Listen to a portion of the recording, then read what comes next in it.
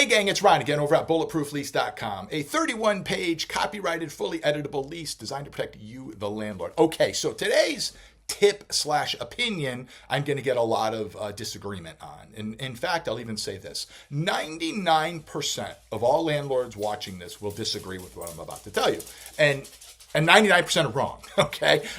So this is more of an opinion than a tip, but I'm going to tell you why it's actually bad for your bottom line to do what everybody does.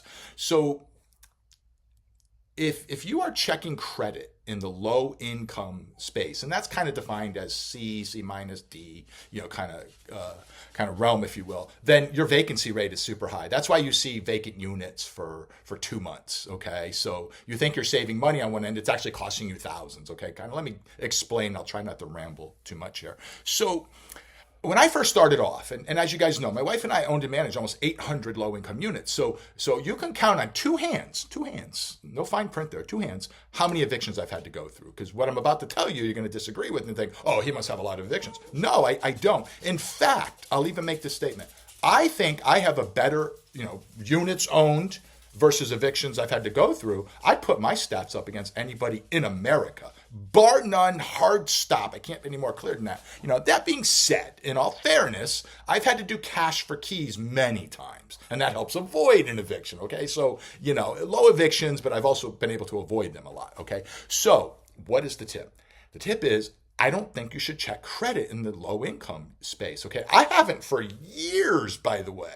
But Ryan, you have to check credit. No, it actually hurts you. Hear me out, okay? I'll try not to ramble. Okay, so when I first started off, that's what you're told to do. Check credit, minimum 620 FICO score and all that.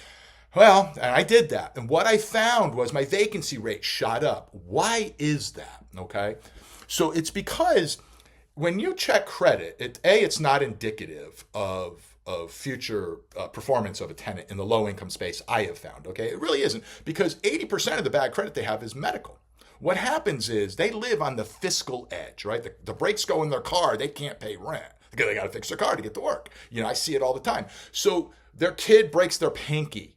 Well, they don't have health insurance typically. So they go to the emergency room because they know that they'll be treated. They can't go to a doctor because they'll say, how are you going to pay me?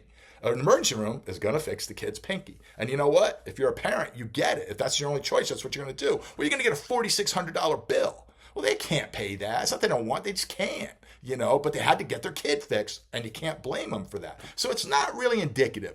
The other 20%, maybe not 20%, because sometimes it's just shitty people not paying their bills. I recognize that. But the overwhelming difference in what's left, the difference is a lot of times with females especially, is that they had a bad ex-boyfriend who they co-signed for.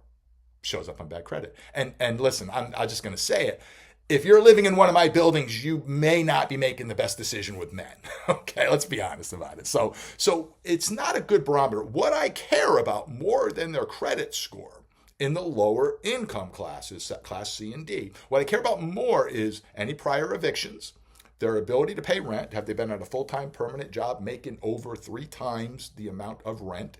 That shows me more stability than anything. Okay, how long have they been at their current apartment? Do they move around a lot? And I'm looking at their bank statements. Nobody does that. I do that, okay? Because I'm not checking credit. So I can see stability in other ways, okay? Now, I've made a joke of this before. I can see stability other ways too, off balance sheet, right? It doesn't show up in a spreadsheet, and that is a neck tattoo. Do they have an Android phone? Do they have a cracked iPhone screen, giant hoop earrings, Michael Kors bag? I go on and on, right?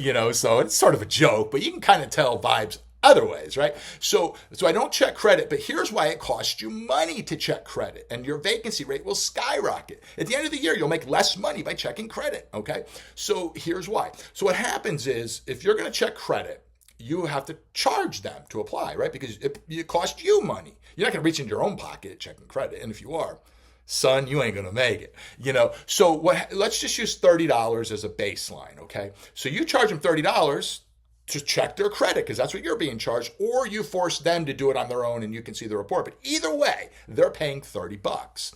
Well, that's great. Ron, what's $30? It doesn't matter. If they really want the place, they'll do it. Not really, because here's why. What happens is they're not just looking at your apartment, they're looking at 10 other ones. It's so competitive out there in the workforce housing world that they can't just say, hey, I love this place, I'm going to apply, and just put all their eggs in the basket, because 20 other people could be applying. They don't know. So they're going to go look at 10 other places. Well, they're just going to eliminate the ones that charge $30. They can't pay $30 for everything. They just don't have the money. That's $300 on 10 places they're looking at. So what happens is they just bypass that because there's a lot of landlords who don't check the credit, like me. Okay.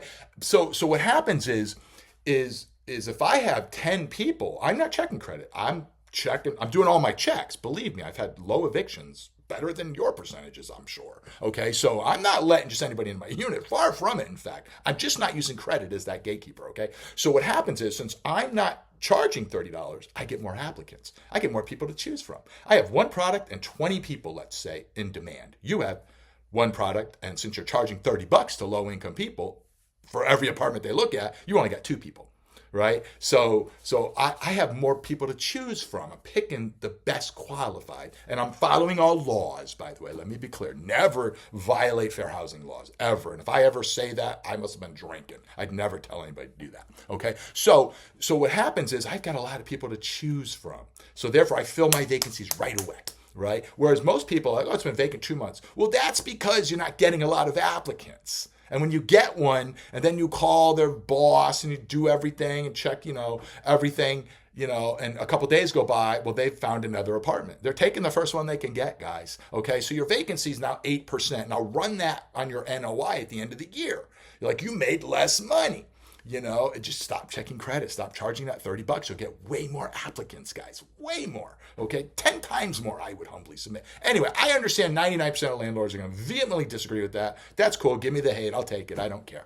I've retired. So I'm, So guys, hopefully that helps somebody start looking at it a little bit differently. And I won't really make this part of this video, but just so you know, since I have a lot of people now, I can now kind of drive my decision making a little more aggressively. What I mean by that is I charge a holding fee, not a holding deposit. Deposits get returned, fees don't. There's a holding fee I now charge of $400. And I'll make another video on that. But by having a lot of applicants, I can do that. But if I only had 2, I don't know if I can get away with that. Okay, so it's a more competitive environment to get one of my apartments because of that. Okay, so guys, hopefully that opens your eyes to something different. You don't have to agree with it, but just FYI, visit bulletprooflease.com. It's fully editable. You buy it, it just downloads onto your computer in a Word doc, so you can change it as necessary. Also, I will be raising the price pretty soon. Okay, so just kind of be aware of that, guys. Hey, guys, thanks for watching. Have a great day.